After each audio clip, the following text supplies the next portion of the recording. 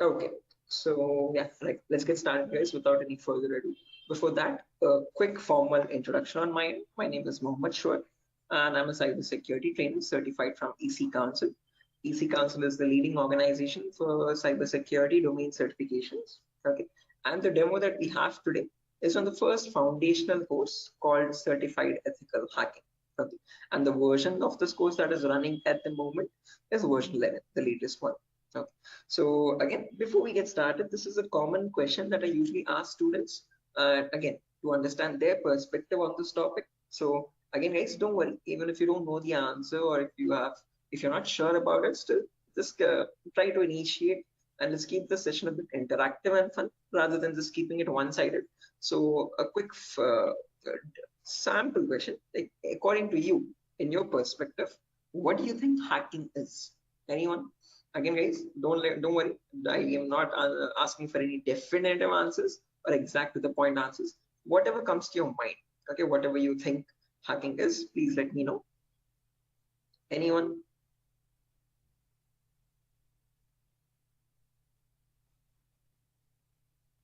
Try to So, breaking the system.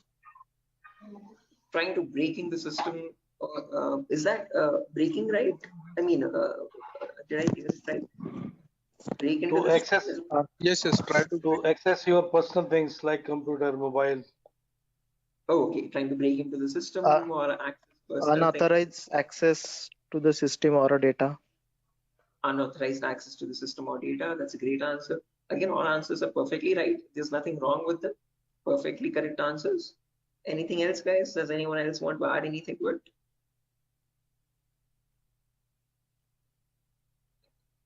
Mm, right, perfect. No worries, guys. Thank you so much for those answers. Those are exactly right. There is nothing wrong with them. Okay, but if I had to just add upon that hacking, that definition, I would add it as hacking is the procedure of trying to gain access to information systems. Okay, these information systems could be anything. They could be from as small as a mobile phone to as big as a web application server or a database or the cloud organization as well. Okay, and this is done without the permission or without the consent and knowledge of the person owning those systems. Okay, so if those systems belong to a third party person, that person does not know that someone is trying to gain access to their information or the data. Okay, and this is usually performed by hackers for their own benefit. So once they get access to the systems, they can steal the data, destroy the data, or sell the data as well to other third party vendors. Okay.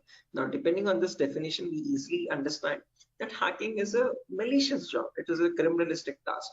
If it is such a bad thing to do, why do we have a course called ethical hacking? Is the second question. Because ethical is something which is legal, which is allowed. And how can it stand beside the word hacking, which is completely contradictory? So to define ethical hacking, on the other hand, this is the procedure of trying to find vulnerabilities. Okay, a vulnerability is nothing but a flaw or a loophole in the information system. So usually manufacturers might make mistakes somewhere here or there in the coding of the application. Okay, so that gives rise to something known as weaknesses in the information system, or in technical terms, it is also called as vulnerabilities. Okay, and this vulnerability finding or the process of trying to find these vulnerabilities is done with the consent and permission of the organization. Okay, so this is done in order to report it back to the target, okay, or to the authority, so that they can apply the appropriate patch for it. And once a patch is applied, that vulnerability is closed. It closes the doorway for the hacker to cause any harm. So thereby, with ethical hacking, we're trying to increase the security of the organization rather than cause any harm. Okay. So that is the main difference, guys, between hacking and ethical hacking. Where in hacking, we are trying to again, the hacker tries to take advantage of those vulnerabilities and tries to get information access. But in ethical hacking, you're trying to find those vulnerabilities, you're trying to report them back to get them patched so that you can increase the security. Okay. So I hope these two definitions are clear, guys. Again, if you have any questions or if you have any queries, or if you want me to repeat something, please do not hesitate to let me know. Okay, feel free to interrupt me at any certain point. Okay, so now, depending on these two definitions, guys, of hacking and ethical hacking, we can categorize the types of hackers. So basically, there's three types. There's someone known as a black hat hacker, a gray hat hacker, and a white hat hacker. A black hat hacker can also be termed as a cyber criminal who performs hacking for his own benefit, okay, or sometimes even just for fun. without asking for consent. On the other end of the scale, we have the white hat hacker.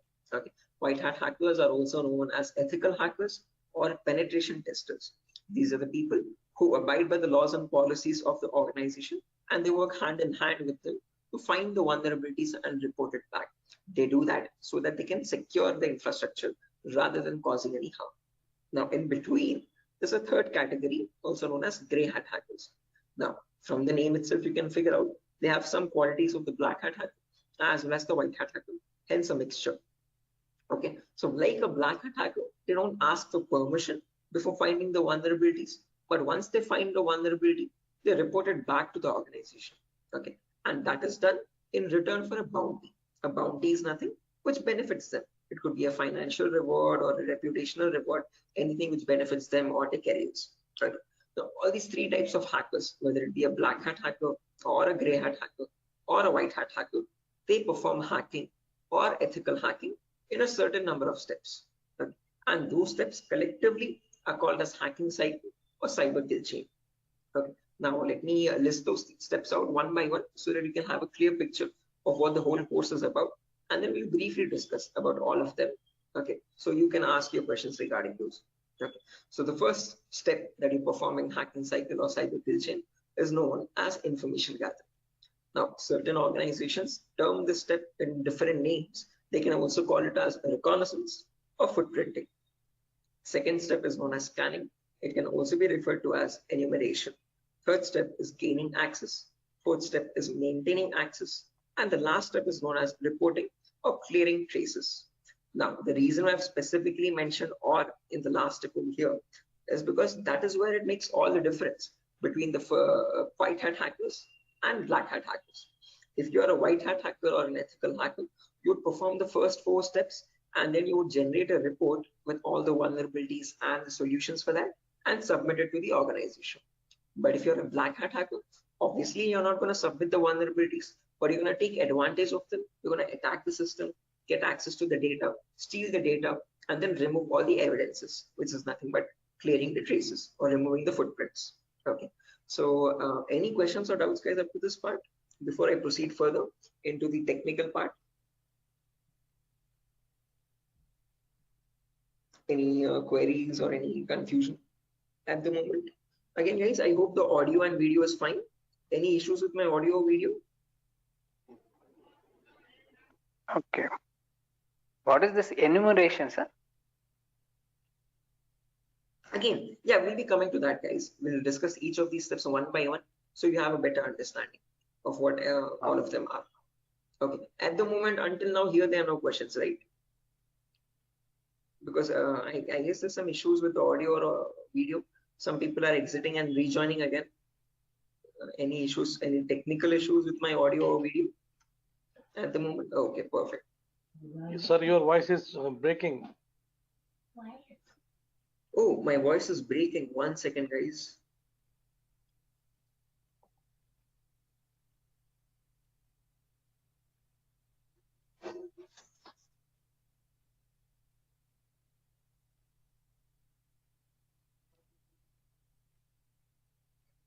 Okay, hello, 1 2 3, hello, 1 2 3. Now it is Guys, okay. it's okay, right?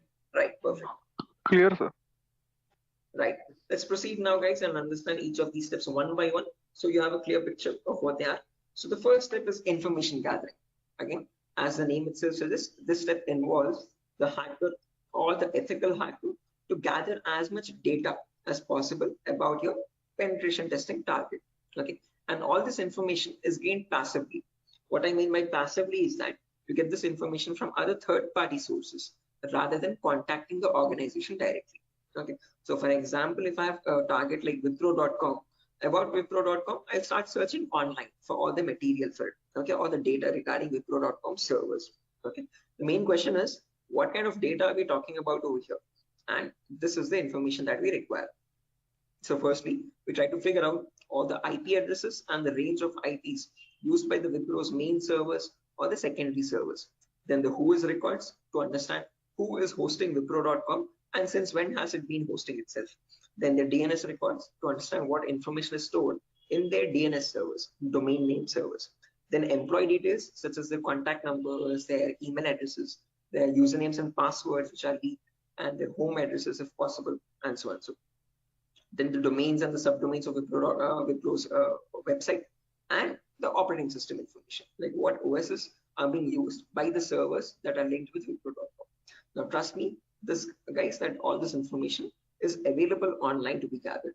So if I show you a very basic example, let's say if I wanted to find the DNS records for Wipro's organization, all I have to do is go to the browser, and in the browser, I can search for a website called DNS Dumpster. This website is available for free for anyone to access. You can click on the first link.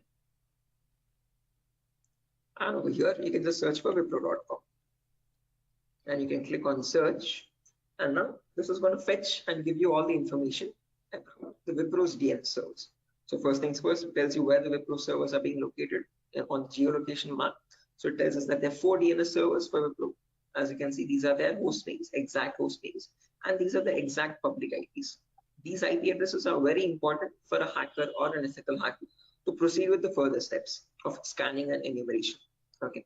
After that, we can see that there's the host record telling us what are the Wipro servers IP addresses and the subdomains IP addresses. So this is the main Wipro.com server, which is being hosted on the IP 66.7.148.227. Again, this information is very relevant for a hacker or an ethical hacker to proceed further. Further down, you can also see it also gives us the complete network topology. So this is how Wipro servers are connected to one another, and we have the whole network topology with the host names and their IP addresses. Okay, so this is basically whole Wipro's organization main server data. So again, this data is readily available, guys, for anyone to be accessed. That is not the vulnerability. Wipro themselves manually give out this data so that everyone around the world can access their servers. If this information is not given out, not many people will be able to access Wipro services and the website. Okay, the giving out of information is not wrong over here, but not checking if the information that you're giving is secure or not is the vulnerability. Okay, so we have to see that whatever Wipro is disclosing, all these servers one by one are completely secure. Okay, after information gathering is done, then we go to the next phase, which is known as scanning or enumeration. Now, one of you asked me what scanning or enumeration is. This is nothing but trying to get some extra information about the target by making active connections. What I mean by active connections is that you will directly connect to Wipro servers, and from them you will try to fetch the information. Okay. Similarly, when we talk about enumeration, that is about gathering as much information as possible about all the services that are running on the target organization. So in a Wipro's organization, you might have DNS servers, DHCP servers, SNMP servers, Telnet servers, SSH servers. These are the multiple servers, multiple web servers, or multiple other organizational servers. So about each of that server, you need to get information, like what version of services are they running and what applications are they running. So enumeration is trying to gather information about all these servers one by one by making active connections with them. Okay, so you're directly going to ping those servers and you try to fetch the information from them directly rather than contacting any third-party organization. Now, when we talk about scanning or enumeration, there are 3 types of them. There's something known as network scanning, then port scanning, and then finally vulnerability scanning. In network scanning, we can try to figure out on the target network what all devices are active. Okay, so what operating systems are they using, what servers are available, what client operating systems are there. So trying to understand what all devices are they using, IDS, IPS, routers, switches, what all devices are there. On those devices, then you perform port scanning. Port scanning is where you try to figure out what ports are open, and on those ports, what services are there running. Okay, what applications are there running. Then finally, you perform vulnerability scanning to figure out on those services, are there any vulnerabilities? Are there any weaknesses that you can attack on? So during this phase, we'll be using 2 important tools called Nmap and Nessus. So if I just search for enable Nessus over here, this is the tool that is used in organizations as well. So if I click on the first link, as you can see, this is Nessus Professional. If I click on buy, it's around $4,000 for 1 year subscription. Okay, quite an expensive tool, and this is the same tool that is used in real-time scenarios. So we'll be working on the same tool in our classes as well. We'll try to understand how to use this tool and how to run or perform vulnerability scanning. The reason why I'm showing you all this is just to make you understand that we will be using real-time scenario tools. Okay, whatever is used in organizations at the moment, we are up to date with those tools. Okay, after if I show you example, as you can see, I have the Nessus installed on my system over here. I'll show you how you can install on your system as well. And you can see, you can perform various types of scans. And once you scan a system, it shows all the vulnerabilities one by one. The critical vulnerabilities or medium vulnerabilities, information-based vulnerabilities. Again, don't get too confused, guys. We'll again learn how to understand this report. What are these vulnerabilities? What are these different levels of vulnerabilities? We'll understand all that. Okay. But basically, Nessus is a tool which can perform network scanning or port scanning and try to understand what vulnerabilities are there on each and every system. So this is an automated tool. We'll learn how to perform automated testing and get a report from it. Once you get a report, you need to perform manual testing also. Okay, and that is nothing but our next phase, which is gaining access. Okay, so this is a huge concept. It covers a vast variety of topics, guys. We'll discuss them one by one. Okay, so the first topic that we'll be learning in gaining access is system hacking. So in system hacking, we'll understand how we can crack or bypass a Windows operating system password. So if you have Windows 7 or Windows 8 or Windows 10 or Windows 11, does not matter. Okay, whatever operating system you have, how do we crack that operating system? How do we get the information about their passwords? If you are unable to get the passwords, how can we bypass authentication and get access to the internal files is what we learn in system hacking. After that comes malware attacks. Malwares are nothing but, in short, malicious softwares. So we'll practically learn how to create each of these malwares, whether it be viruses or worms or trojans, spyware, whatever it be. We'll understand how malwares are generated and how we can protect our system from malwares. Or if there is a malware already installed, how can we detect that malware and prevent it from running further or causing any further harm? Okay. Then there's a bonus topic called malware advanced. This is again not included in the CH curriculum. We have just added it as a bonus topic for students to have better understanding about malwares. In this, we'll be sharing the resources to understand how you can create your own malwares by using Python program. So just in case if you know Python, well and good. If not, also not an issue. We'll be sharing the resources as extra material to understand. So if you are interested in malware development or so, this is a very important bonus topic for you. After that comes network penetration testing. In this, we'll learn all the common network attacks. So in a network, you have multiple, again, devices, IDS, IPS, multiple different types of servers, like mail server or DNS servers, DHCP servers, SNMP servers, and so on. So we'll understand how to check for vulnerabilities on each of these servers. Along with that, we can perform a few attacks as well. Sniffing attack, man-in-the-middle attack, denial of service attack, or distributed denial of service attacks, DDoS, okay, and hacking Wi-Fi routers, trying to crack the password of Wi-Fi routers and getting access to those routers. All this comes under network penetration testing, okay, all the common attacks that we can perform in a local network. After that comes social engineering, where we learn how hackers create fake websites, okay, whether it be facebook.com, instagram.com, twitter.com, or flipkart.com. How are hackers creating fake login pages? And from those fake login pages, how are they getting the passwords, credentials? So we learn what phishing attacks are, what are the other social engineering attacks through which hackers manipulate victims into getting their passwords. Okay, so we'll learn all that, and we'll also understand how to prevent these attacks, how to distinguish between a fake page and an original page, and so. After that, we have web application pen testing. In this, we'll learn all the common vulnerabilities that exist on websites. So again, websites also have some weaknesses, okay, on which attackers can exploit and try to get access to the internal web server data or the internal database data, and so on. So to list out a few, there's vulnerabilities such as SQL injection, cross-site scripting, broken authentication, file upload vulnerability. Now, might sound very technical, guys, but these are the weaknesses using which hackers can get access to your information, to your passwords and usernames. Okay. After that, finally comes hacking mobile phones, where we learn how we can hack an Android phone and get access to that Android phone remotely. After gaining access is done, then we have maintaining access and maintaining access, reporting and clearing traces, where we learn how we can maintain persistent connections. So if the target is restarting his system or shutting it down and starting after a very long time, How do we get access to that data? How do we still stay connected to the victim machine? Is what we learn in maintaining access. After that comes the reporting of creating traces, where I'll show you how you can generate a report and submit to your client or submit to your organization, or how do you remove the evidences.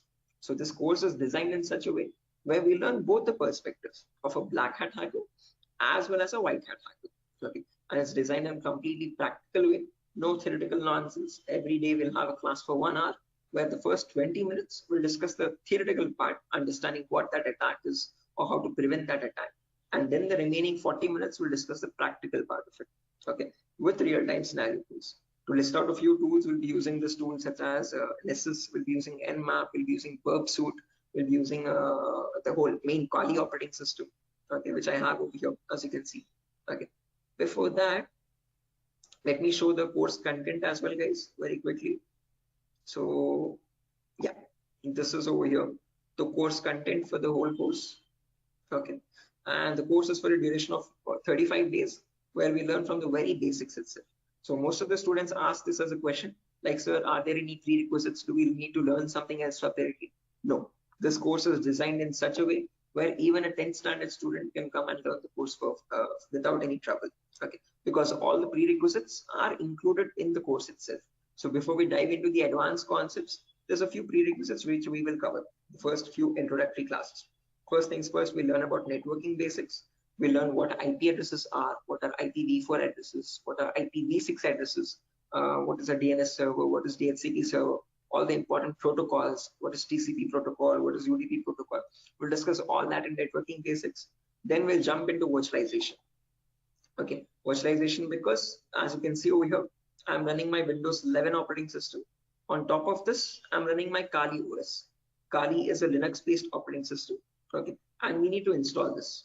The reason being, this comes pre-installed with all the penetration testing tools. So for information gathering, web application attacks, password attack, Wi-Fi attack, all these tools are available in Kali Linux.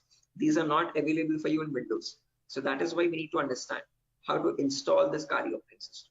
Okay, and for that, we need a tool such as VMware. VMware is a virtualization software. This allows you to install multiple operating systems on the same machine. So I have my Kali OS, I have my Windows 7 OS. All of these are running on my Windows 11 operating system, as you can see. Okay, so on my Windows 11, I can run my Kali, Windows 7, whatnot, as many operating systems as I want. After that is done, then we learn basic Linux and Windows commands, because as I've mentioned, we'll be using Kali Linux. So we need to know how to operate that OS. Okay, so we'll understand what the basic Kali commands are. We'll get familiar or comfortable with the Linux environment, and then we'll dive into the advanced concepts. Okay, so there's a few extra concepts there mentioned as well, as you can see over here: cryptography, reverse engineering, IoT, cloud security. These are not mentioned in the presentation for us, but these are all the topics that we'll be covering. Okay, the whole course duration is around 1 month, guys, 30 to 35 days, and we'll have a class from Monday to Friday onwards for every day for 1 hour. Okay, and the timings will be same. We'll have timings at 8 p.m. Every class will be recorded, and you'll be getting the recordings as well online, which we will have permanent access to. So just in case if you're missing out any class, you can access the recordings whenever you want. Okay, if needed, we can take backup classes as well on Saturdays and Sundays, just in case if there's a lot of absence. Okay, so yeah, that's that, guys. A quick introduction on what the course is and how long the duration of the course is. If you have any questions, you can shoot at me right now. Please let me know, guys. Any queries? Anything that you want me to repeat or so? Can you hear me?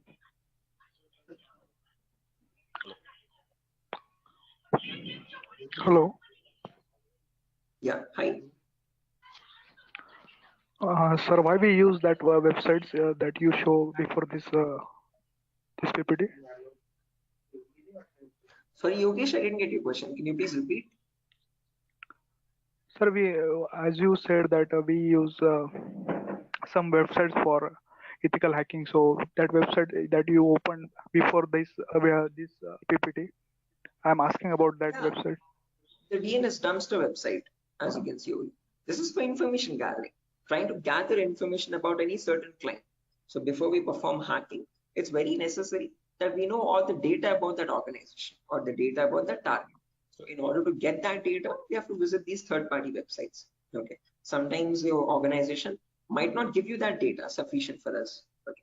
That is why we need to gather that information from other third-party sources, websites like DNS Dumpster and so on. Okay. The more the data you have, the more possibilities you have to attack the system. Okay. The more attack vectors you can find or possible paths you can find to attack the system. Okay. So that is why it is necessary to access these websites and get the data about our target from these websites. Okay, so understood. Right. Any other questions, guys?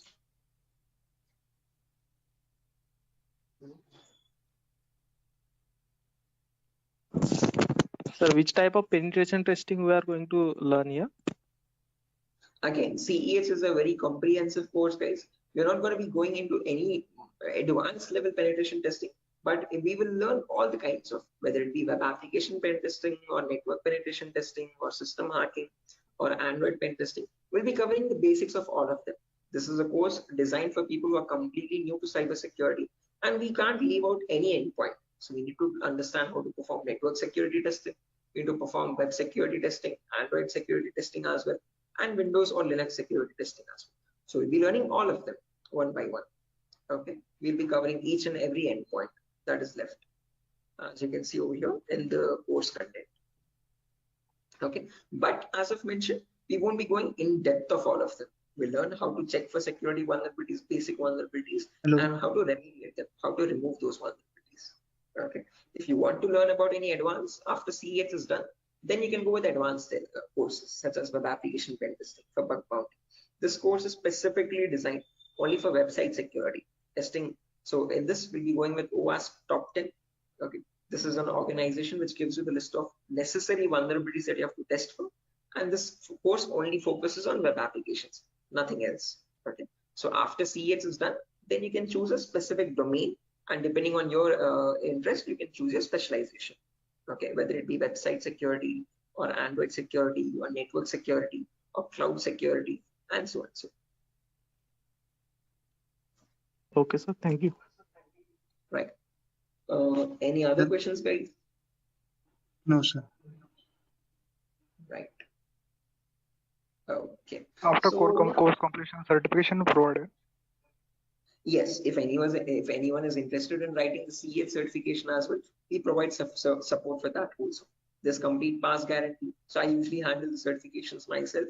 So if you're planning on writing a So this is certification, job guarantee. this is what? Sorry. Job guarantees. Sorry, I didn't get you guys. Can you please repeat that? Hello. After this course, his job is. He's asking Oh, a placement yeah. assistance. Job assistance. Again, guys, at Durgasoft, you're not going to be providing any confirm guarantee that we'll be placing you in an organization, but we'll be sharing your resume once you forward it to our consultancies. Okay. So in the price of 8,000 rupees, we are only including the course content with the course completion certificate. And if you're planning on writing a certification, we will give you certification support as well. Okay. So at that price of 8,000 rupees, we are not in contact with the complete job placement facility, but we do have a few consultancies where we can give you your resumes too. Okay, once you're done with the resume preparation, I'll be helping you out in understanding how to create a resume as well, depending on a cybersecurity profile.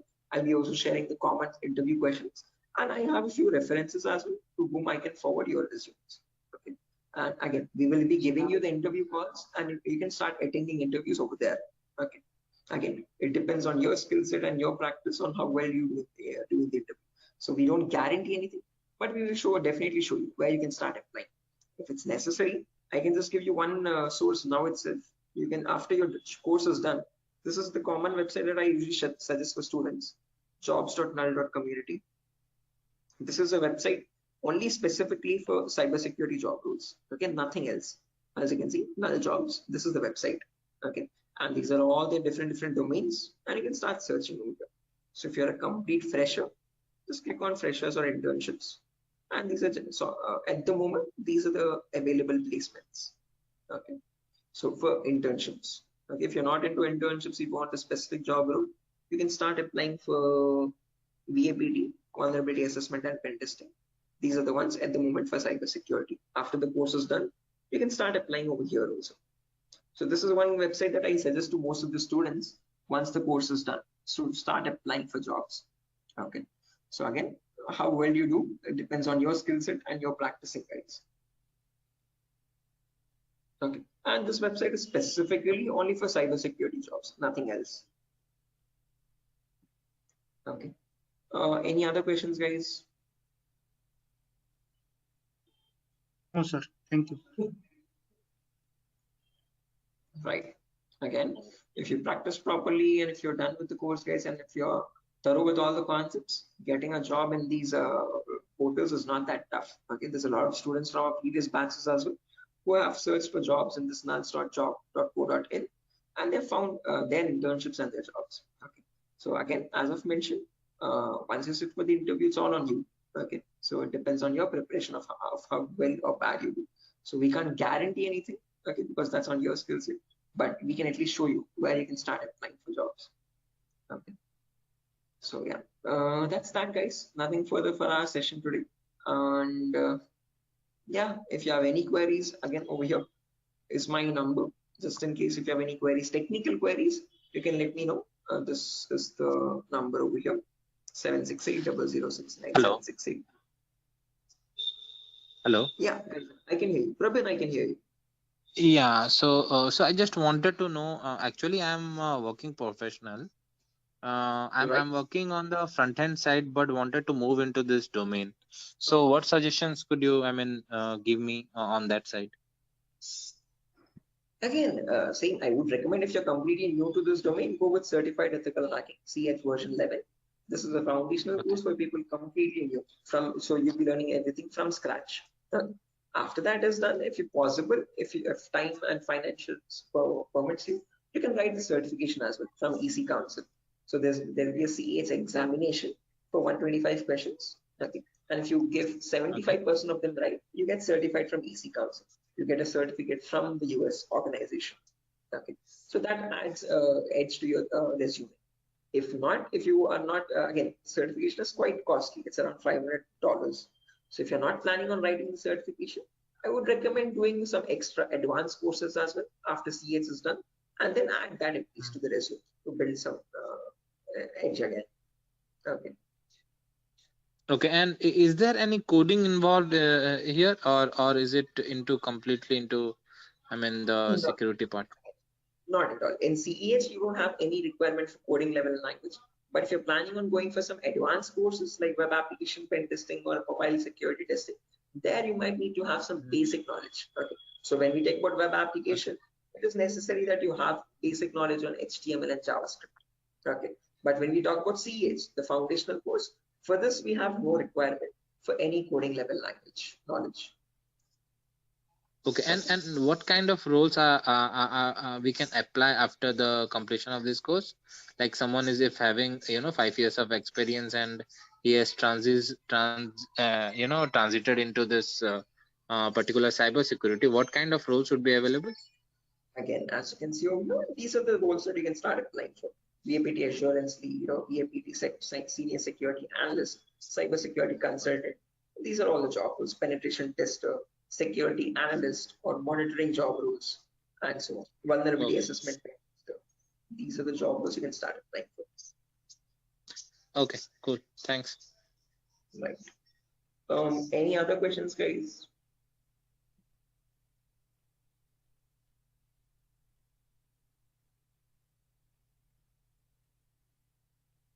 Right. Assuming there's no more questions, guys. So yeah, that's that for a session. Nothing further. Again, we'll be starting the course from Monday onwards, guys. Tomorrow and day after tomorrow, we'll be having the same demo. So just in case if you have joined late also, you can join tomorrow as well at the same time. And if not, you can directly join the course on Monday. Okay. If you have any further technical queries, guys, here's my contact number as I've mentioned already. Although if you have any queries regarding the course date or again course fees regarding that, you can contact the institute. Okay. So yeah, that's that, guys.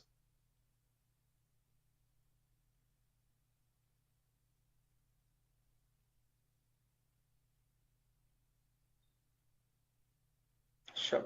So I'm gonna be exiting, guys. I hope you have enjoyed the demo. And yeah, if there's any queries, please do let us know how we can help you. Okay. Have a good day, and I'll see you soon. Bye bye.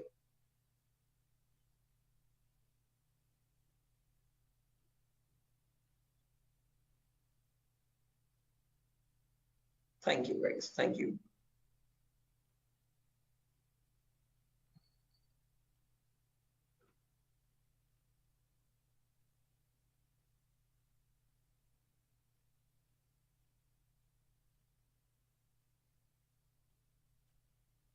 Okay. Hello, guys. Can you hear me now? Biswajit Singh, Rakesh, Ravikiran, Maman, Shiva, Sujata. I hope I'm audible now, guys. Yeah, Biswajit. Can you hear me now? Yes, we can. Right, perfect. So let's just wait for 2 more minutes, guys, for the other people to join as well. And then we'll be starting the session. Until then, if you have any queries or if you have any questions before we start the session, you could please let me know.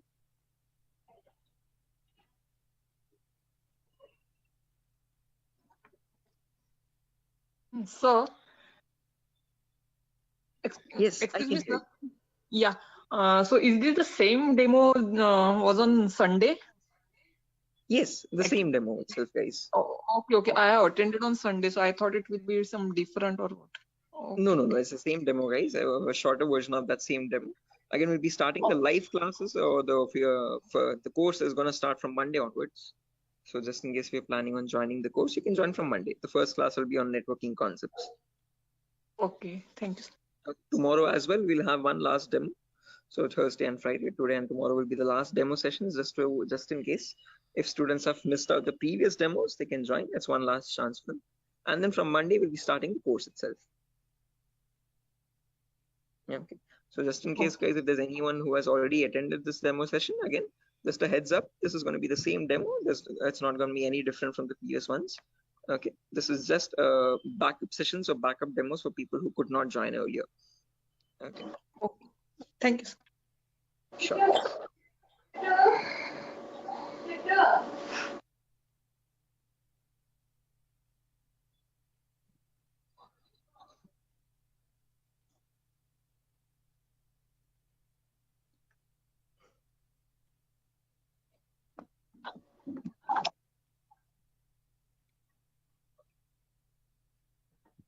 Sir, it means I can directly join on Monday because yesterday I was also present. Yeah, sure, guys. Again, as I've mentioned, it's the same demo. It's not gonna be any different. So this is only for people who are completely new to it, who have not attended the previous demo sessions. So if you have already attended the demo session, guys, you can join back on Monday itself directly. Okay, and the timing will be same at 8 p.m. Same time, 8 o'clock in the night. Okay, thank you. Sure. Okay, guys, so let's get started without any further ado. Before I get started, a quick formal introduction on my end. My name is Mohammed Shoaib. I'm a cybersecurity trainer certified from EC Council. EC Council is the leading organization for cybersecurity domain certifications. Okay, and one of the courses that it provides for people who are completely new to this domain is Certified Ethical Hacking version 11. This is the latest version of the course that is running at the moment, and this is a course designed in such a way for people who are completely new to this domain. So if you have no knowledge about what cybersecurity is or what hacking or ethical hacking is, this is the course to get started with. Okay. So before I proceed further, this is a common question that I usually ask all the students just to understand their perspective on this topic. So again, guys, let's keep the session a bit interactive and fun. So my first question to you is to understand what your perspective is on hacking. So again, not asking for exact definitive answers, guys, but just to understand your view on it. Okay, so whatever comes to your mind, please do let me know. In your terms, what do you think hacking is? Anyone? There's Biswajit, there's Maman, Rakesh, who else? Shafiuddin, Shiva. Hello? Yeah, Biswajit, I can hear you. Sir, actually, according to me, hacking means to hack the information of organization or any systems. Right, yeah, hacking information or getting access to the information of organization systems. That's a good answer, Biswajit. Anyone else, guys, who wants to add anything to that? That's a perfectly right answer. There's nothing wrong in it at all. Perfectly all right. Any other additions to that, guys? Anyone who wants to append anything to that answer?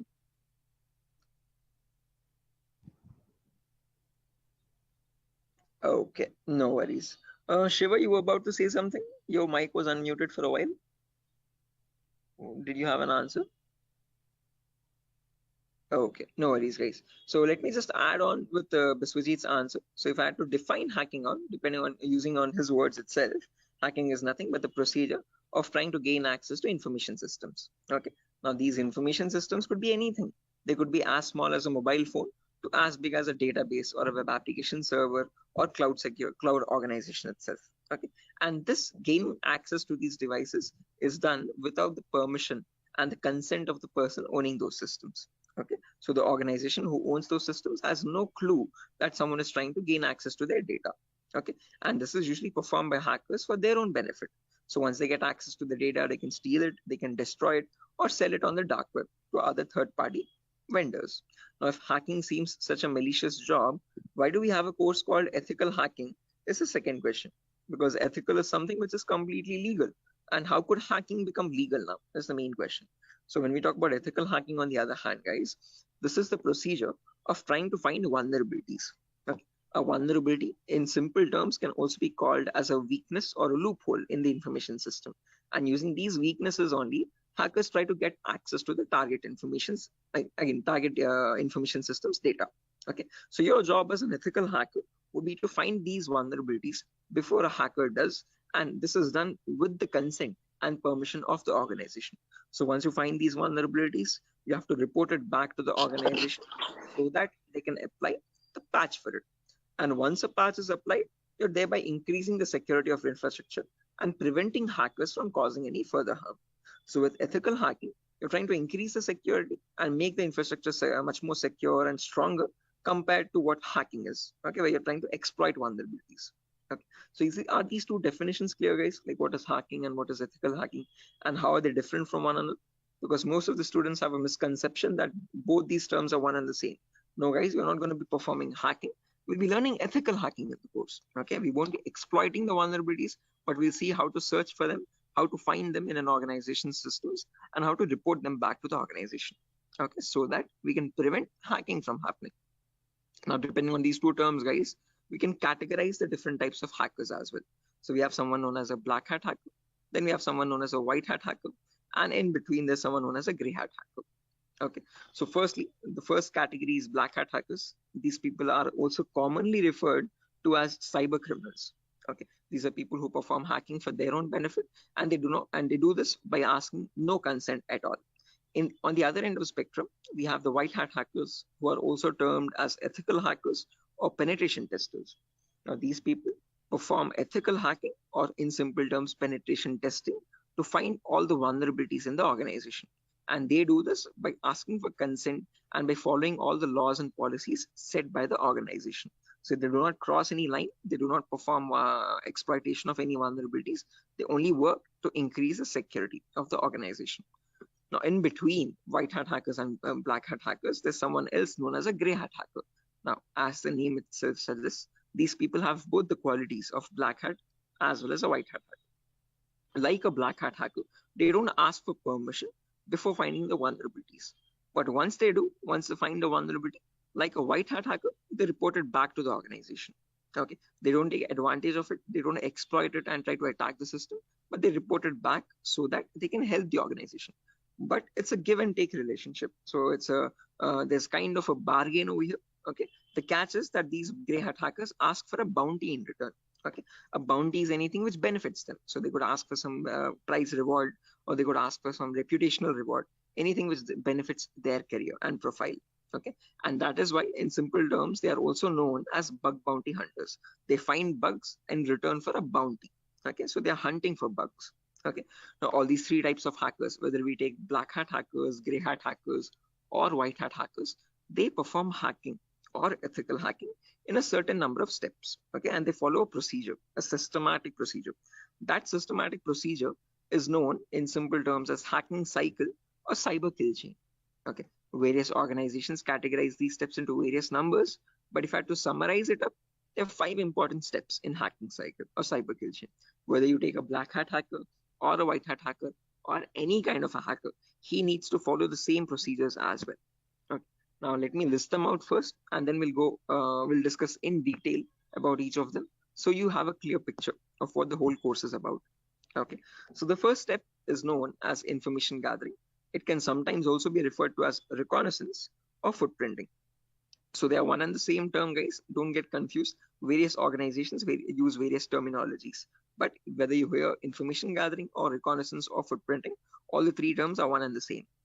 After that, you have scanning, which can also be referred to as enumeration.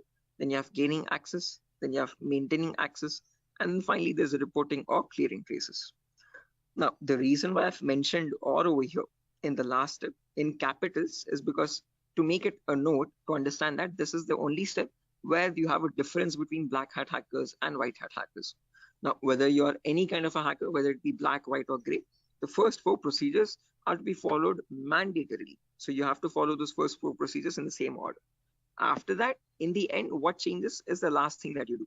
Okay, if you're a white hat hacker, you would definitely report all the vulnerabilities that you have found with the remediations, with the solutions to remove those vulnerabilities. If you're a black hat hacker, definitely you're not going to be giving any solutions, and obviously you won't be reporting it, but you will try to remove all the evidences. So whatever harm you have caused, whatever data you have stolen, you might leave some footprints here and there. Okay, so that is why it's very necessary that you remove or clear those footprints so that you cannot be traced out and you stay anonymous. So that is known as clearing traces in simple terms. And in our course, we're learning both the perspectives, how we can generate a report and submit to the organization, or how hackers clear the traces and remove all the evidences. Okay.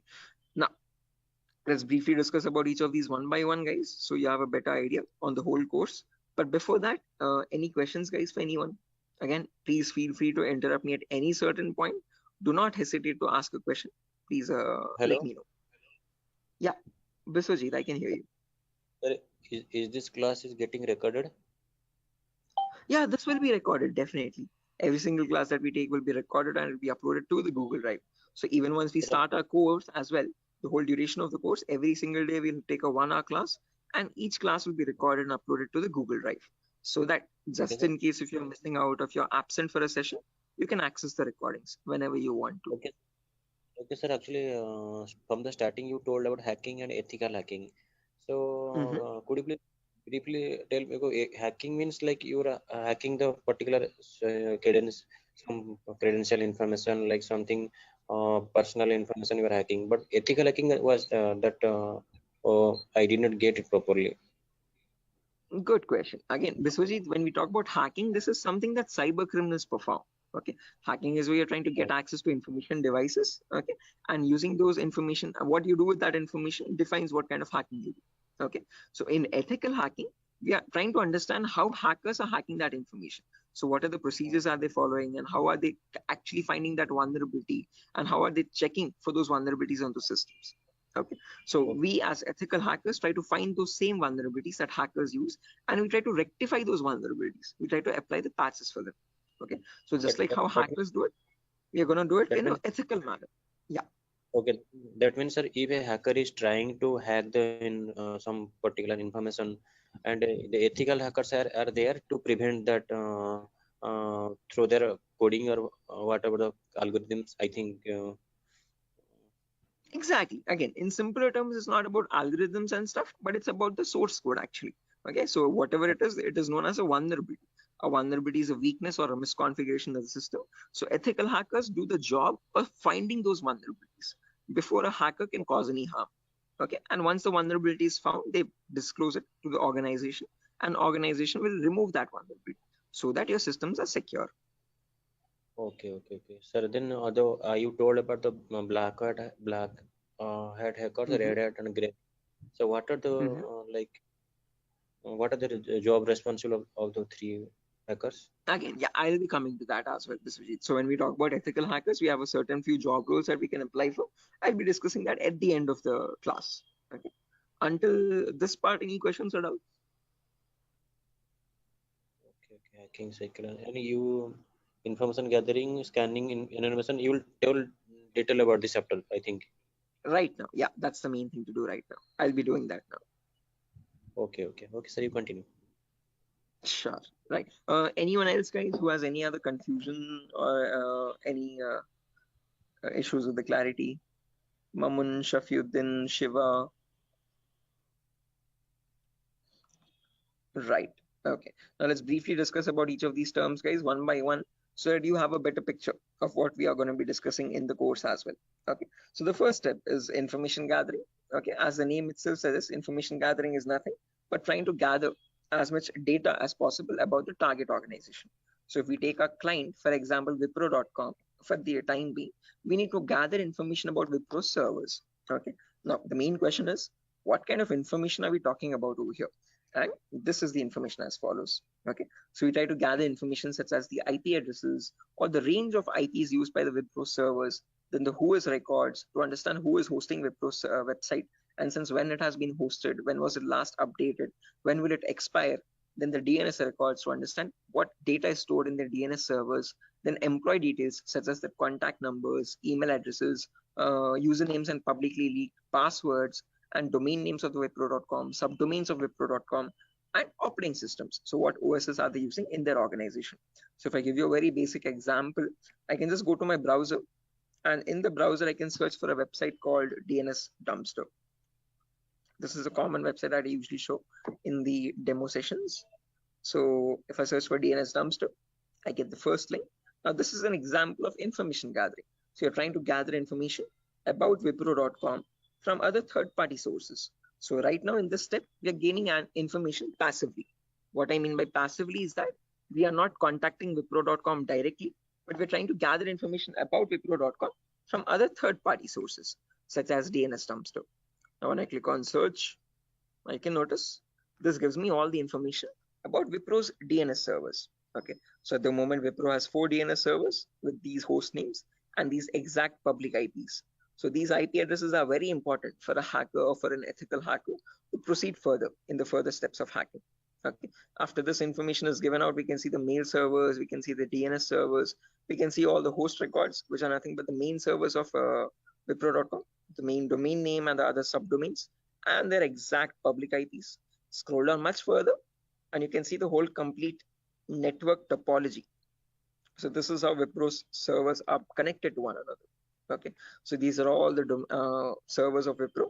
Okay, the main domain and all the subdomains, and the mail servers also, mail or DNS servers. Okay, so this gives us complete information of all the endpoints that you have to test for complete security of Wipro. Okay, now this information is given out by Wipro itself. It needs to be given out. It is mandated so that people can access their services. Okay, what that is not the vulnerability, guys. Giving out the information is not the vulnerability, but not checking if each of these endpoints are secure or not is the vulnerability. So a pen tester or an ethical hacker needs to check for each and every endpoint and see to that that on each of these servers there are no unnecessary ports running or unnecessary services running which are having vulnerabilities. Okay, so now next comes the scanning phase. So after you gather information like this about a target organization, then we go with the scanning phase. Okay, scanning is where we get some extra information by directly contacting the servers. Okay, so to gather more information by making active connections with the direct target. So in this phase, we'll be using 3 types of scanning. There's network scanning, port scanning, and vulnerability scanning. In network scanning, we try to figure out on the target network, on the target organization, what all devices are being used. So if we take Wipro, for example, in Wipro's company or in Wipro's office, what all devices are being used? What servers are they using? What firewalls are they using? What IDS, intrusion detection systems or intrusion prevention systems are they using? And what all services are they using? DNS, DHCP, and so on and so. Okay. Once we know that, then we perform port scanning to figure out all the services as well and their version details. So if they're using DNS service, what version of DNS are they using? If they're using mail services, what mail services are they using and what versions are they? Okay. Finally, we perform vulnerability scanning to find the weaknesses on those servers. So if there's any application with an inbuilt weakness, or if there are any misconfigurations like weak password or default unnecessary ports open, all that comes under vulnerabilities. So we scan for vulnerabilities by using some automated tools. Okay, so if I go to the browser now, I can show you one of the very important tools, which is Tenable Nessus. So this is the same tool that is used in organizations, guys, as you can see over here. Quite an expensive tool as well. If you click on buy, You can say it's around $4,000 or so for 1 year subscription. And we shall be using the same tool in our lab setup, in our classes. So let me show you how the tool looks like. Admin password. Yes. So again, default password, default credentials, policies, scan templates. So this is how your Nessus tool looks like, guys. So this is capable of performing your network scan or port scan or vulnerability scan and gives you the list of vulnerabilities. So once you perform a scan, it shows you in your network whatever devices are there, what vulnerabilities are there on those devices. So it categorizes the weaknesses on the system in 5 levels: information, low, medium, high, and critical. So if a company has any critical vulnerabilities, it means hackers can easily get access to their servers. Okay, so we'll understand how to perform vulnerability scanning, how to know if a system has any vulnerabilities, and if hackers can hack their organization so easily. Okay, if they can hack, how do we provide the solutions is also what we learn. Okay, after scanning is done, then we go with the next phase, which is gaining access. Now this is a huge concept, guys, covers a lot variety of topics, and these are the topics as follows. Before I proceed further, any questions or doubts up to this part, guys, in information gathering or scanning?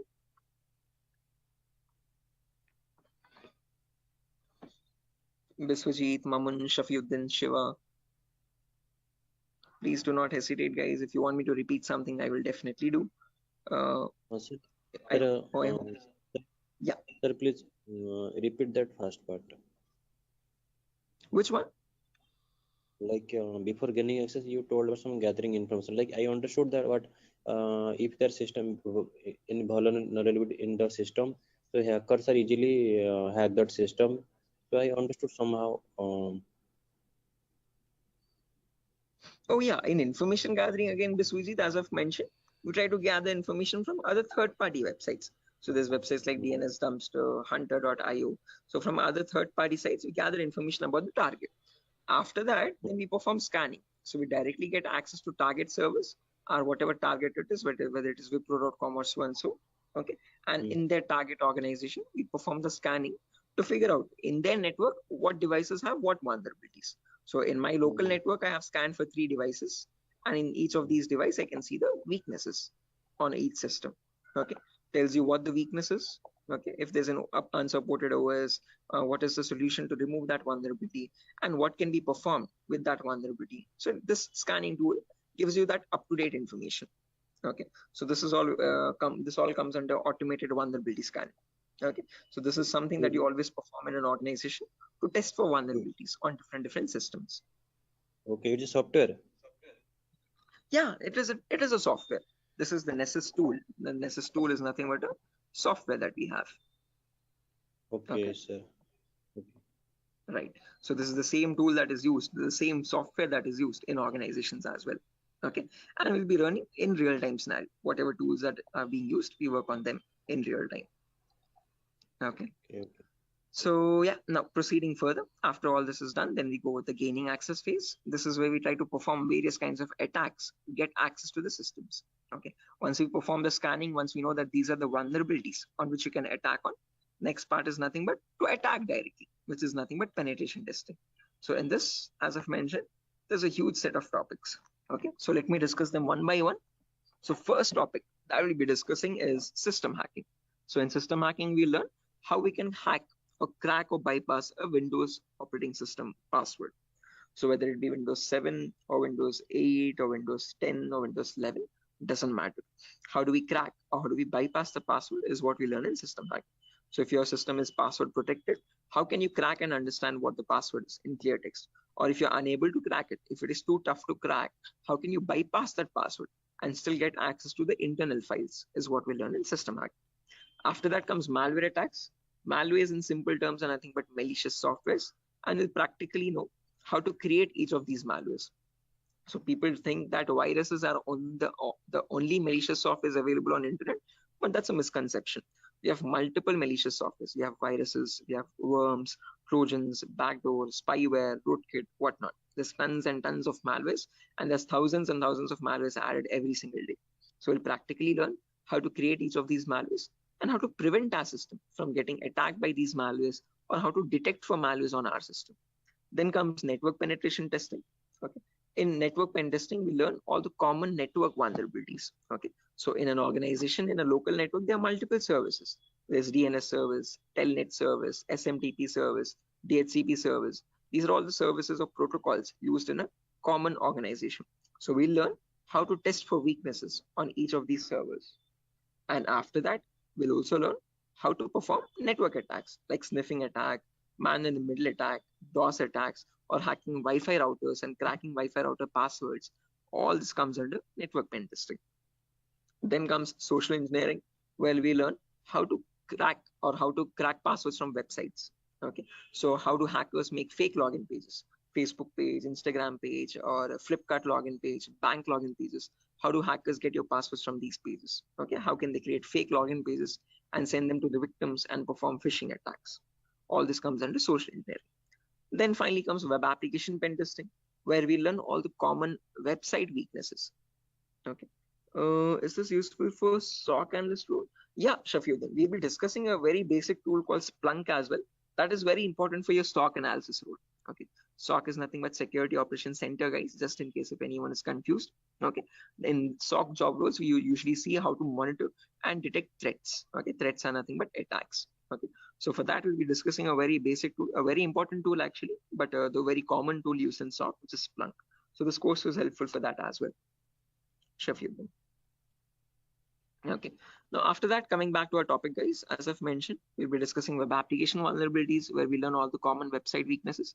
Now, again, this might sound a bit technical, guys, okay, but these are a few common weaknesses that exist, such as SQL injection, cross-site scripting, broken authentication, file upload vulnerability, and so on. So these are the weaknesses that hackers use to get access to the web server, okay, or the databases in the backend. Okay, after that, we have hacking mobile phones, where we learn how to hack or crack an Android application phone. Okay, so how do we use Trojan attacks and get access to the Android phone remotely? Okay, after this is done, then we have two small topics, which are maintaining access and reporting or clearing traces. So this is the most important concept, guys, gaining access. After that, we need to know how to maintain persistent connections. So how do hackers maintain a connection even if the system restarts? Okay, is what is known as maintaining persistent connections. After that, we have reporting or clearing traces, where we'll see how to generate a report and submit to the organization. Or if you're a black hat hacker, how do they remove all the evidences? How do they clear the traces? Okay. Now, since not everyone is from a technical background or might not be from a technical background, we will discuss a few prerequisites as well. Okay. So the course is designed in such a way where you don't have to learn anything separately from outside. So if this is in a way to even a 10th standard student to understand this course in a simple and sufficient manner. Okay, so before we dive into all the advanced concepts, we'll be discussing these 4 prerequisites or 4 to 5 prerequisites. So first we'll learn basically what ethical hacking is, or how is it different from hacking. Then we learn virtualization. Okay. The reason why we need to learn about virtualization is because we'll be using a tool called VMware. So as you can see on my desktop, this is my Windows 11 operating system. And on this, I have my VMware application. Okay, this VMware allows me to run multiple operating systems on one single machine. Okay, so as you can see, I can run my Kali OS, I can run my Windows 7 OS, Ubuntu OS, and so on and so. Okay, the reason why we need virtualization is because we need to run something known as Kali Linux. This is a Linux operating system, guys. Okay, and this is very important for us because this comes pre-installed with all the penetration testing tools. Okay, for hacking tools or ethical hacking tools. As you can see over here, there's information gathering tools, there's web application testing tools, there's password attacking tools, Wi-Fi attacking tools, and so on. So these are the tools that specifically come only with Linux OS. Okay, they're not available in your Windows operating system. So that is why we need to know how to install this operating system and how to use this out. Okay, again, one good thing is this is completely free and open source. Anyone can download this operating system from the official website kali.org. Kali.org. Okay, so how to download this and how to install this is what we learn in the virtualization class. After that is done, then we will go with basic Linux and Windows commands. So as I've mentioned, Kali is a Linux OS. So we need to understand how to use a Linux operating system. What are the basic commands in Linux and how is it different from Windows operating system? After that, we learn basic Windows server configuration, how to configure a DNS server, how to configure a web server in Linux, in Windows OS. Okay, and after all that is done, then we go with the important concepts. Okay, information gathering, scanning, enumeration, then gaining access, maintaining access, all that comes after that. Okay, so until these concepts are done, then you'll be ready for all the advanced concepts. So this is designed in such a way where you don't have to learn anything separately from anywhere else. Okay, so after that, again, there's a few bonus concepts as well, guys, such as cryptography, reverse engineering, IoT, cloud security, Splunk. So these are not included in other institutes. Okay, these are a few concepts that we have specifically designed in such a way so that you can proceed further and learn advanced courses as well if you're interested. Okay, so yeah, that's that, guys. Again, one last thing, the whole course is for a duration of 1 month, where you'll have classes from Monday to Friday every day for 1 hour. Okay, and every class will be recorded and it will be uploaded to Google Drive. So just in case if you're missing out any classes, you can access the recordings as well. Okay, so yeah, that's that, guys. Any questions on your end? Yeah, Biswajit, you were asking me one question, asking about the job roles, I guess. So once you're done with the course, you can start applying for job roles like SOC analyst, vulnerability assessment tester, or penetration tester, or again, security engineer, and so and so. Okay, so these are the job roles that you can apply for once you're done with the course. Actually, I have taken this course on. I was just learning this course just to get a job in that ethical hacking, like information security, and in any IT company. So actually, sir, as I came to know that, sir, is there any like coding algorithm required to just like to do such kind of activity in Good ethical question. hacking? Great question. This is a very common question that is frequently asked by students, that do we need any coding knowledge required for this course? Definitely not. So, sir, in CEH we will be discussing again. We will be primarily focusing on Linux operating systems. So we need to know how to use a Linux OS properly. Okay, so that is the only requirement which we will be learning throughout the course. Okay. Other than that, you do not require any coding level language knowledge at all. Okay, so coding or development knowledge is not at all necessary. Wherever it is, we will be discussing that basic necessity of it. Okay, so there are certain topics where we have a topic called malwares. So in this we learn how to create malwares. Okay, so in that one topic will require basic coding language knowledge, but again, that itself I will myself be teaching it. Okay, so you don't need to learn anything separately from anywhere else. And other than that, this one topic malware, we won't be using coding language at all anywhere. Mhm. So, Ajay, so actually, I am doing job in Linux support, like technical support. That's great. This is going to be a lot easier for you then. Mm. So actually, that's why I want to change my career, change my like next job into information security on the doing ethical hacking courses. Yes, I one more thing that, sir, is there is it necessary to get the certification on ethical hacking, like you have done something like Right. Again, it gives an edge, Biswajit. It's better to have a certification. If you're not going with certification, I would recommend you learn a few extra courses as well. Okay. After certified ethical hacking is done, then go with one advanced course, one specialization course like network security or web application security or so and so. So that will add you some much more value to your certification. Okay. So into your resume actually. Okay. So it's better to have certification. But if you're not having certification, just to increase or broaden your skill set, learn an extra course after CH in cybersecurity itself. Okay, there's many streams. Okay, we provide web application security as well, testing. So you can join this course as well, just in case if you're not doing a certification. Okay.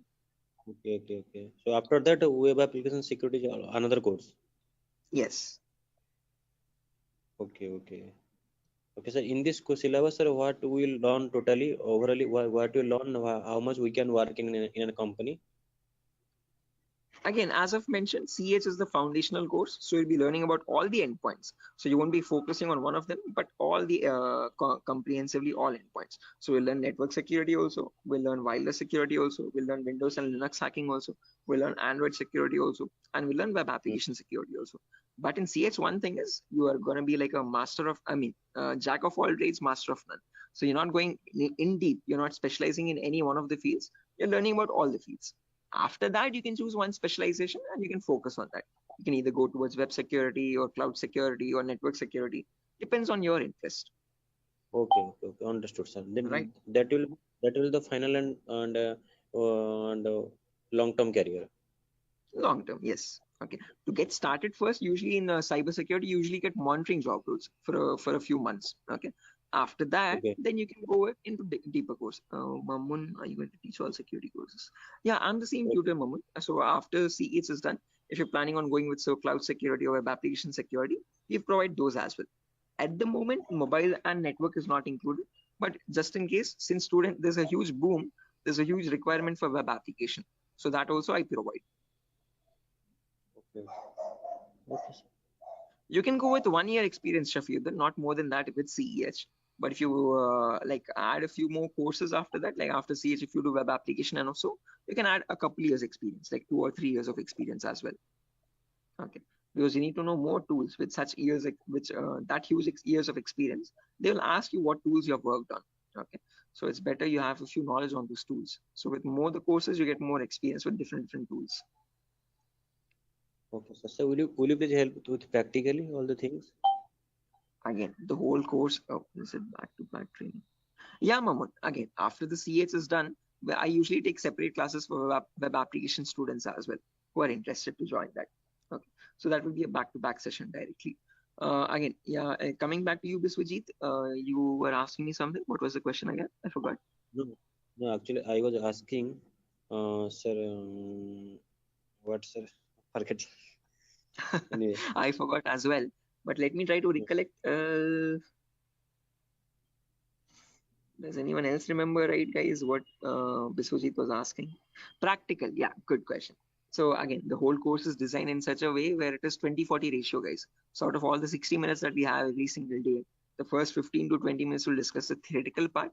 The remaining 40 minutes will discuss the practical part itself with real-time scenario examples. I'm not going to be boring you with theoretical knowledge. Only in the demo class and only in the first few introductory classes we'll discuss theoretical concepts. Once we start from the information gathering, everything is going to be completely practical based. Okay, with tools that are used in real-time scenario. Are you teaching cloud security? Yes, I teach cloud security as well, Biswajit. Okay, but again, as I've mentioned, that is usually taken up after CH is done. Okay, so we'll discuss on AWS security and again, mostly on AWS itself. Actually, I wanna make my career into that like cloud security part. That's why I was thinking how much practical you will teach here and how much we can be skilled enough in this course, so that we can be confident enough while attending the interview. So, will you please discuss on about some like mock interview questions and resume building? Definitely, I will help you. I will send you sample resumes as well to understand how to create a resume for a cyber security profile. Okay, and along with that, I'll also share the commonly asked interview questions. So I have a PDF document prepared for that specifically, which I share with all the students after the course is done for all the cyber security related interview questions. Okay, so I'll be sharing all that as well. Okay, sir. No, because I have planned after completion of this course, I have planned to move on cloud security by practicing those questions and all the practical things. Definitely. Again, if necessary, I'll be sharing the resources as well separately for you regarding your cloud security content. Okay. So if you're planning on doing a course after CS is done, then you can contact me for that. We can do that course separately. Okay, sir. Okay, it's not included with Durga Soft at the moment, but again, yeah. Okay, sir. Sure. Any other questions, guys, at the moment?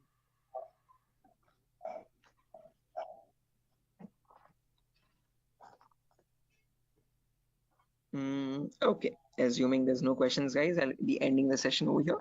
And yeah, that was great interacting with you guys all, Biswajit, especially with you because you have asked a lot of questions. So I hope everything is clear and you have no more unresolved queries. Okay, and now I understood. I will follow that like recording also. If I got any doubts and demo sessions, I will ask you in the next class. Definitely, sure, definitely. Again, guys, if necessary, here's my contact number as well, 76800697768. If you have any technical queries, you can contact me over here. If you have any queries what other technology we should know.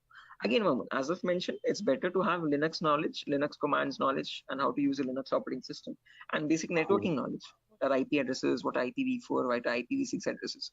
If you do not know these also, as I've mentioned, all these are included in the course itself. So these are the prerequisites which are required. But again, I have included them in the course just in case if you're not familiar with them. Okay. So there's no prerequisite for joining the course. All you need is a good laptop to run the practicals. Okay. Minimum requirement would be at least an i3 processor, oldest to oldest i3 processor, and minimum to minimum 6 GB or 4 GB RAM. If you have 8 GB, that is recommendable. Okay. Recommended. But if you have minimum 4, it might hang a bit, but it will work. Okay. So one important requirement is you need a laptop or a device for practicing, because we have a lot of practicals in the course. Okay. So other than that, nothing else is required. Okay. Just interested mindset and a device to practice on. Those are the only 2 requirements for this course. Nothing more. Okay. All right. So yeah, that's it, guys. Nothing further for the session today. If you're interested to join the course, you can join this from Monday. We'll be having the first class on Monday for networking concepts. Okay. And after that, yeah, tomorrow as well, there's another demo session. So just in case if anyone is planning to join a demo again, you can join it tomorrow at the same time. If not, we'll be starting the course from Monday itself directly. Okay, thank you, sir. Okay, guys. Good day. Thank you for joining the session. It was great interacting with you. And I'll see you soon, guys. Bye-bye. Have a good day. Thank you, sir. Good night. Thank you, guys. Good night.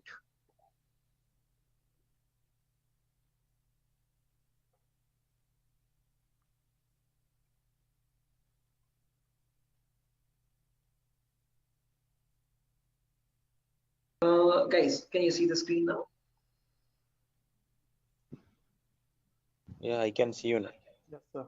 Yes, Sujata, Sogat. Yes, sir. It's visible. Right, perfect. Thanks. Okay, how many people are there? Vikiran, Rakesh, Biswajit, Prashant, Shubha, Sogat. Okay, perfect.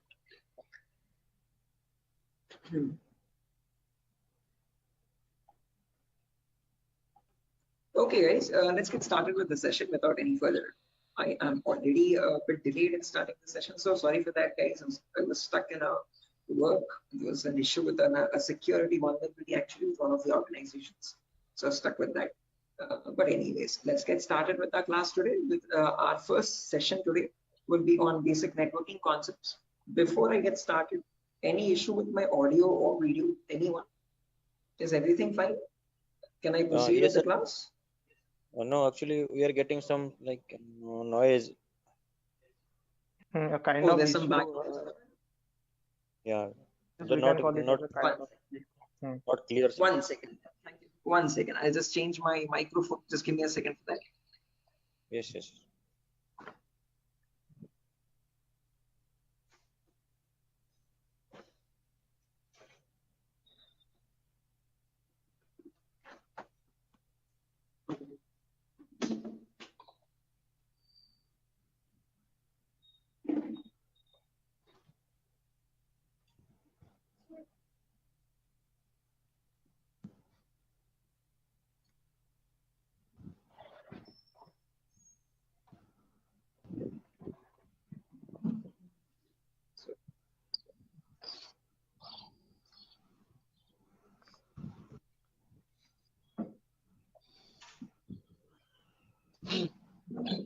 Okay. How does it sound now, guys?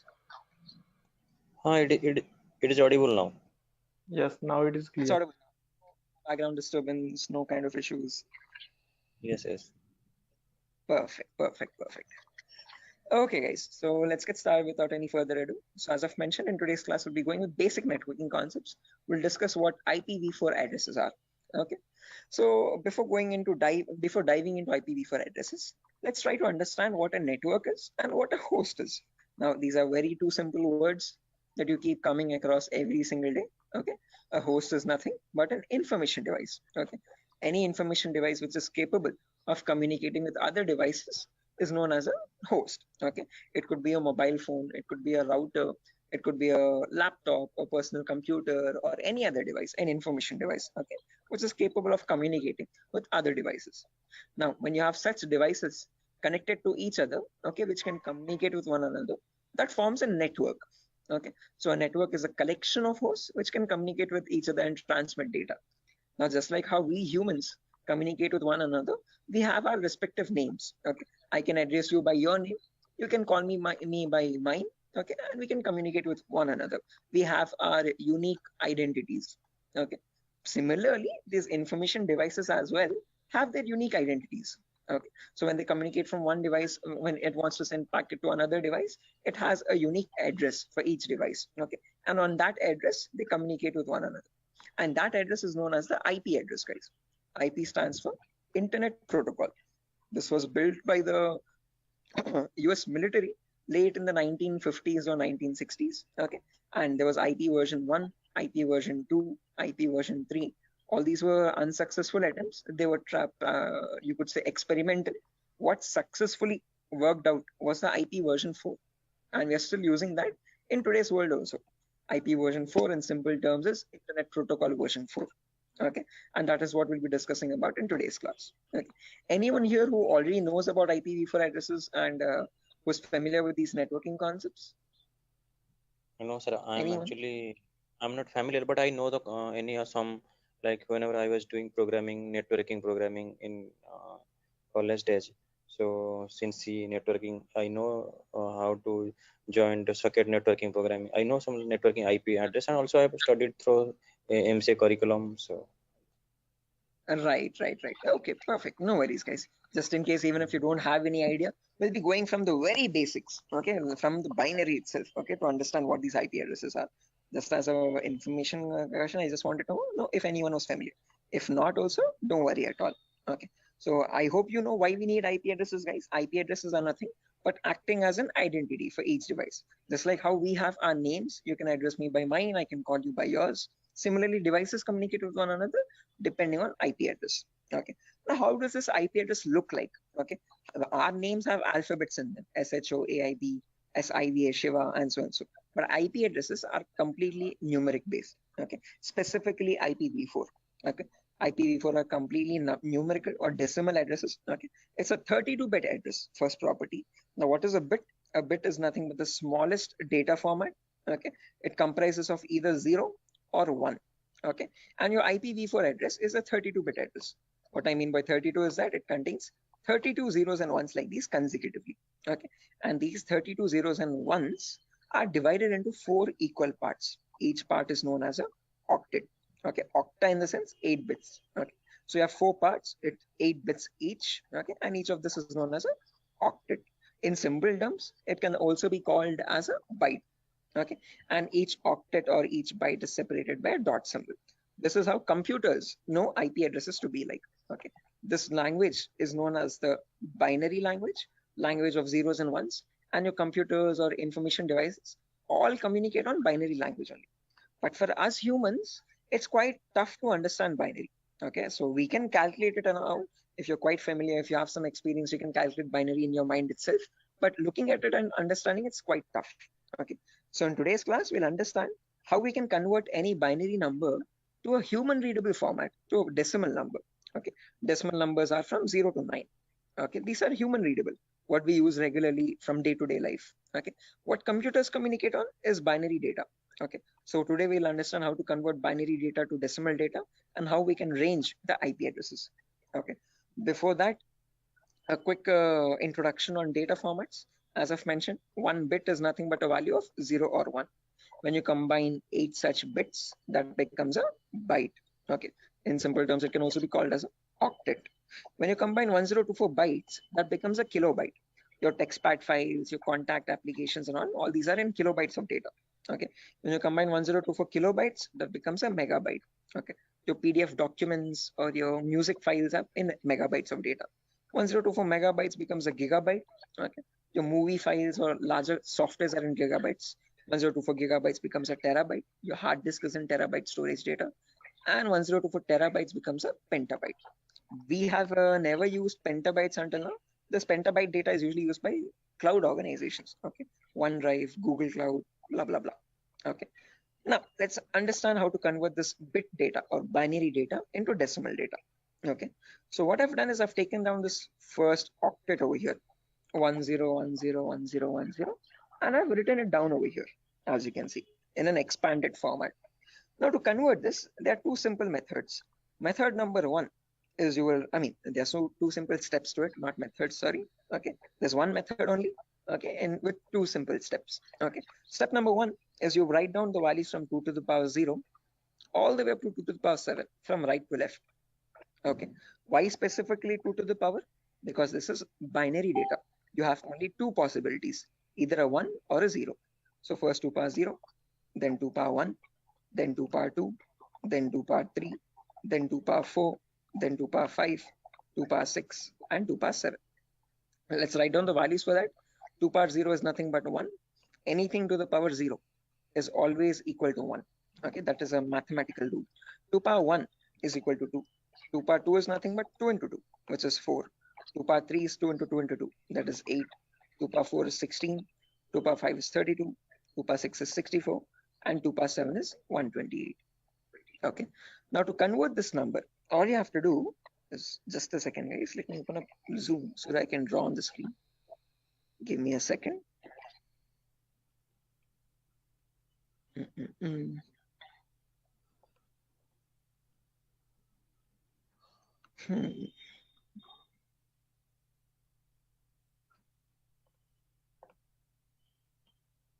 Right, perfect. So when you want to convert any number from binary to decimal, first things first, you have to write down these numbers. Then you multiply the lower number with the top one and add with the next one. As simple as that. Multiply, add, multiply, add, multiply, add. This goes on till the last step. Okay, so firstly 2 power 0 into 0. Anything into 0 is 0 itself. So I've written 0 over here. Then 2 power 1 into 1. That is 2 power 1 is 2. As you can see, I've written the value over here. Into 1 is the value itself, 2. 2 power 2 is 4. 4 into 0 again, we have 0. 2 power 3 is 8. 8 into 1, 8 again. 2 power 4 into 0, 0. 2 power 5 into 1, 32. 2 power 6 into 0, 0. And 2 power 7 into 1, that's 128. Now when I add all this up, 128 plus 32 plus 8 plus 2, that becomes 170. So when we humans read the number 170, the computer does not understand it like 170. It understands it like 10101010, something like on signal, off signal, on signal, off signal, on signal, off signal, on, off, like that 4 times. Okay, so is this clear guys? Any questions or doubts up to this part? Like how we have converted this binary number to a decimal number? How we know that 170 is equal to 10101010? Any questions for anyone? Again guys, if you have any questions or doubts, please feel free to raise your hand or let me know. You can interrupt me at any certain point. Okay, no issues at all. If you want me to repeat a concept also, please do let me know. I will repeat it as many times as you want. Okay, so guys, any questions up to this part? How we have converted this binary number to a decimal number? Shiva, Sujata, Bharati, Tripti, Vidyadhar. Who else is there? Biswajit, Chaudhary, Prasad. Hello. Yeah, Biswajit. Sir, you spoke about binary to decimal conversion. Sorry, decimal to binary conversion. Am I right? No, binary to decimal. I've converted this number 10101010 to decimal number 170. All the numbers was converted into binary as a decimal. All the binary number is converted into decimal 170. Right. This specific number 10101010. Okay. How did we do that? We wrote down these numbers 2 power 0 all the way up to 2 power 7. Multiply the lower number with the top one and add with the next one. Multiply and